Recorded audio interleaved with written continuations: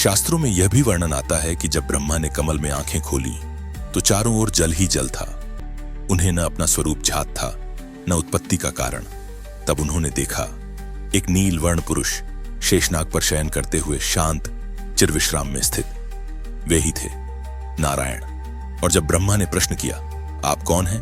तो उत्तर मिला, मैं वह हूं जिससे तुम उत्पन्न हुए हो, पर मैं भी किसी की इच्छा का ही रूप हूं। वह इच्छा किसकी थी? सदाशिव की।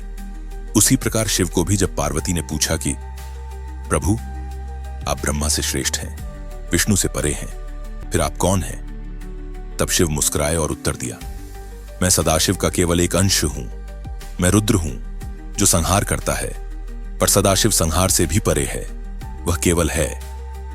वेदों और उपनिषदों में भी यह रहस्य गूढ़ संकेतों में व्यक्त हुआ है। नारायण उपनिषद कहता है, नारायण एवेदम सर्वम यद्भूतम यच्च भव्यम, यानी जो था, है और होगा सब कुछ नारायण ही है। वहीं शिव संहिता कहती है, शिवाद्वयम परम नास्ति, शिव से परे कोई नहीं।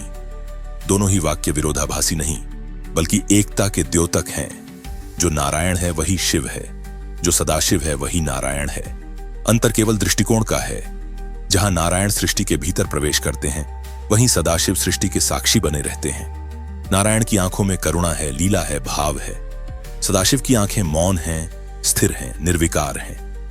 नारायण का हृदय समुद्र की लहरों जैसा है, भावुक लेकिन व्यापक। सदाशिव का हृदय आकाश जैसा है, स्थिर, शांत, परिपूर्ण। महाभारत में श्री कृष्ण ने अर्जुन को गीता में उपदेश दिया, अहम आत्मा गुणाकेश सर्वभूताशय स्थित।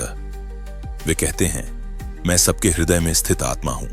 वहीं शिव उपनिषदों में कहते हैं, सोहम, वह मैं हूं।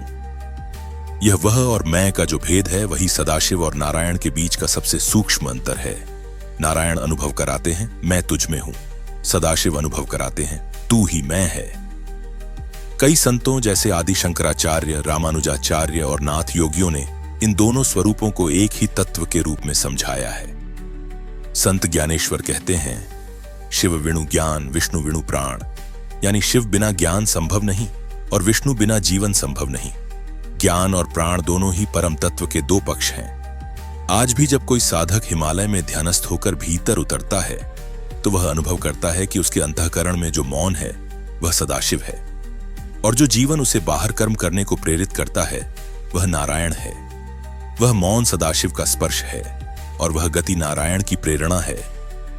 इस प्रकार यदि तुम सदाशिव की साधना करते हो, तो तुम निर्विकार, निःशब्द, ब्रह्मस्थित अवस्था की ओर जाते हो, और यदि नारायण की भक्ति करते हो, तो तुम प्रेम, सेवा और अवतार के मार्ग पर चलते हो।